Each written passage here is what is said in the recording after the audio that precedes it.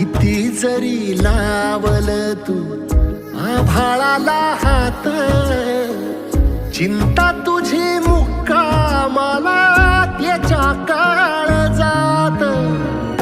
वाचतेच्या डोळ्यातली कधी कासावेशी, तुझ्या पायी राबान मी हाय त्याची खुशी र, हाय त्याची खुशी.